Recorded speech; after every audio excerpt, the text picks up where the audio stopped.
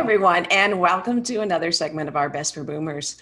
Today, I'm joined by Mike Drak, and Mike, we thought we'd actually talk about best movies for boomers today, given that everybody seems to be somewhat holed up in their homes and looking for things to do. So why don't you kick it off? What's your number one movie for being boomers? Well, my favorite one is Scent of a Woman with Al Pacino. Al Pacino is just I love the way, he's a great actor. And that's the movie that gave me the idea for my first book, Victory Lap Retirement. Wow. And in the movie, Pacino plays the role of a former colonel in the army. He had an accident while in the army. A grenade went off and he lost his eyesight. And you see him living in a converted garage behind his niece's house. He's miserable like crazy. All he does is sit on the couch and he drinks and he complains about everything. And he has this plan that he's been saving a little bit of money each month from his disability payment. And he wanted to go out in style. He wanted to take this wonderful trip to New York City because he was used to the high life before he was forced to retire. And he wanted to go there, and he wanted to stay in the Waldorf, and he wanted to go to the best restaurants, and he ended up dancing a tango with a beautiful woman, and he had a brand new suit made, and he had all these wonderful peak moments that he enjoyed. But his plan was to shoot himself in full military uniform at No, the Waldorf. you just gave away the whole movie.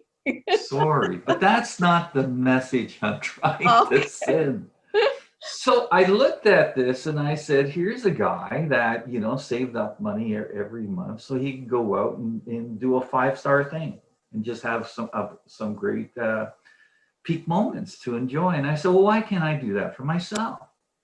I said, why can't I get a part-time job in retirement, save all that money up and have a peak moment? Like, why couldn't I go to New York and do the things that Al Pacino did? Except For the the final, shooting, the shooting yourself part. And that's how I got the idea. I said, okay, how can I create a lifestyle that I could really enjoy, make some extra money to finance it, and just keep doing that on a regular basis? So I go five-star it, run out of money, start to rebuild, and then do it again. So I have these great things planned out. I'm going to go to Hawaii. I promised my wife when we got married that we would do that. We still haven't. And I want to go visit my son in Australia, and I want to get in a cage and film a great white up close. So it all came from that movie, believe it or not. wow. Yeah, we'll talk about a movie that definitely inspires. Good for you. And the fact that you wrote a book as a result of it is pretty amazing. It's kind of weird. Okay. Well, the first movie that I chose was actually the Best Exotic Marigold Hotel. Now, this was actually produced in 2011, so it's not one of the most recent ones. But the reason why I chose this is not because of necessarily the stellar story or the stellar cast, even though they are very good, don't get me wrong. But it was more on, I thought it was a great opportunity for people to see others, taking a chance and doing something different. So basically, the idea behind the movie is that there's a number of different pensioners in the UK. They're most of them are actually looking for a less expensive way to fund their retirement. And so they take up this idea of actually moving to this retirement living facility in India. And you actually see them go through this whole transition as they adjust to a new culture, to a new environment. Some of them actually, do amazingly well, and others just aren't able to cope. But what I thought the key message here was, to try something new, try something different. You just never know what happens. And especially exploring parts of the world or places that you've never gone before, or spending time with people that you maybe wouldn't have necessarily thought of before. It can be quite the adventure. So that's why I actually selected this movie. So, Mike, what about your second one? No, I like that choice. Thanks. My second one is The Intern with Robert De Niro. I really enjoyed that movie because it talked about life, especially for older people that are no longer working.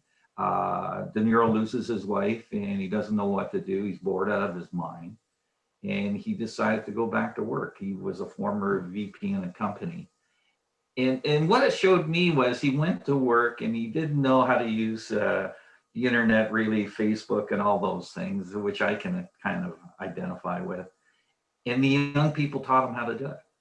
And in turn, he taught the young people, how to, do their jobs, how to sell things. He even, taught the owner how to run a business because he had all this experience. So you're seeing these intergenerational groups of people exchanging ideas and helping one another, and at the end of the day they both win.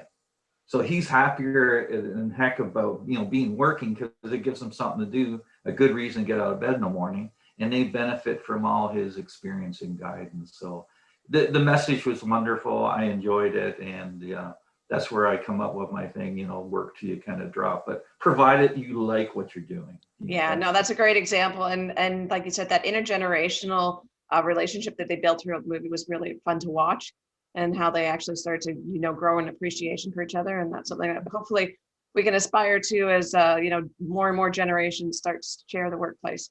Okay, well, my second one actually was Invictus. And Invictus is the story of how Nelson Mandela, after 27 years of being in prison, makes his way to president. And then at that time,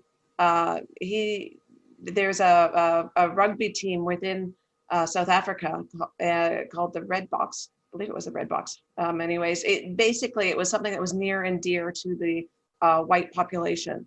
And there were so many people pressuring Nelson Mandela to just like tear it down because it represented so many what they thought was negative things about the country.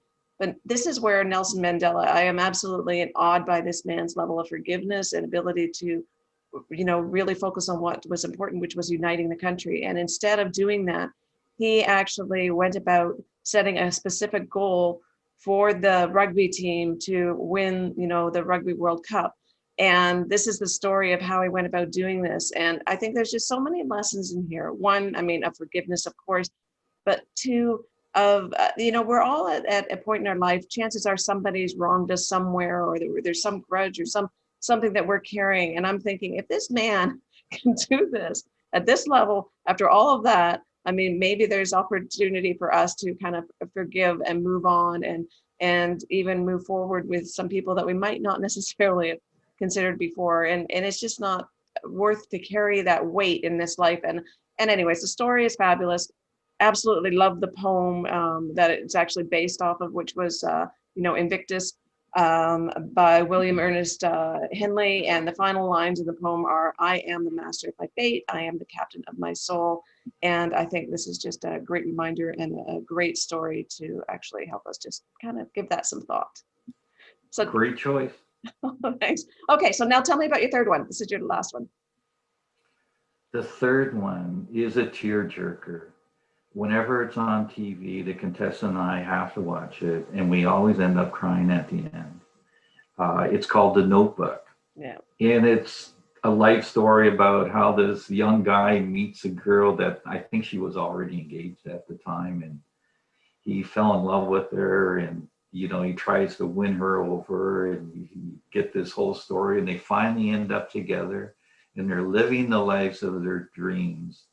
And she starts suffering from dementia, and it shows her in the nursing home, and he has his own health problems late in life, and he keeps visiting her every day.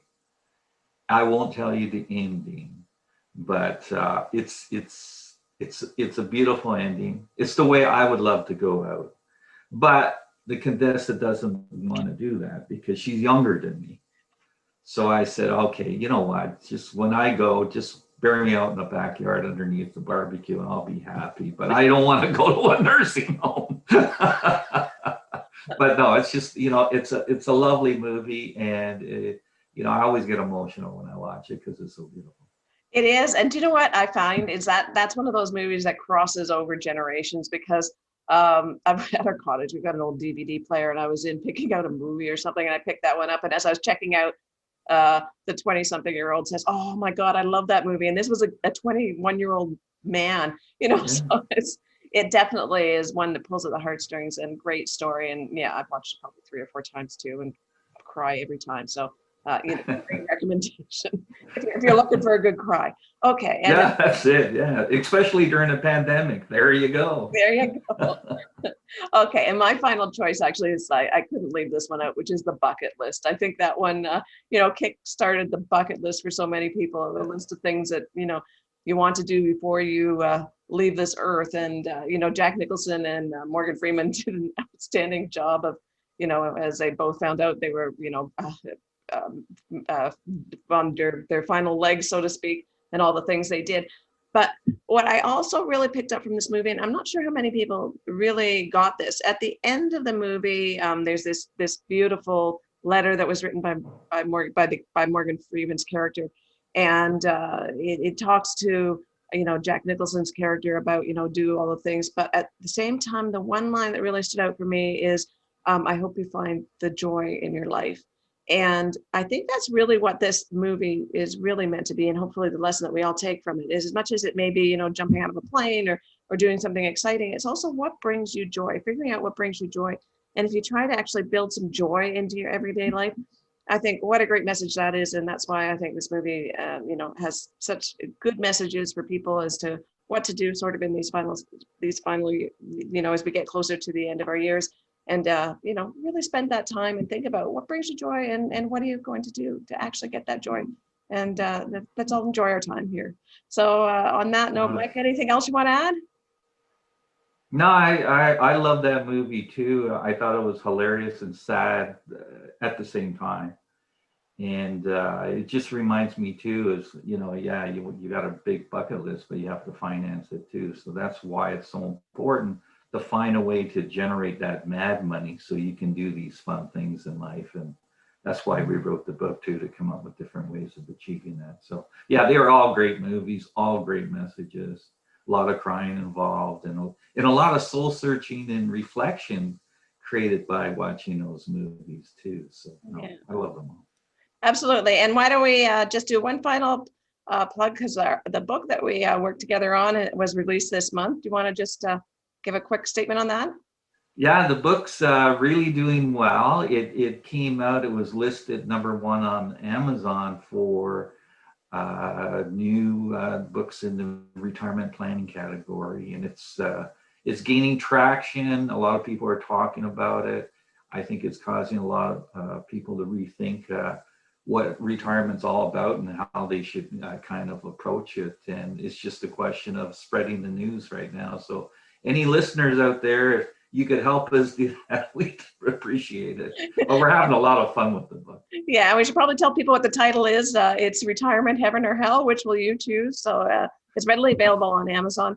And as Mike said, the reviews are being great. So thank you to everybody who's actually out there reading it, sharing it, reviewing it. Really appreciate it. And hopefully it helps you to create and live your best booming encore. So on that note, I'll leave you, Mike. Thanks so much for your time. Always appreciate it. My pleasure, Susan.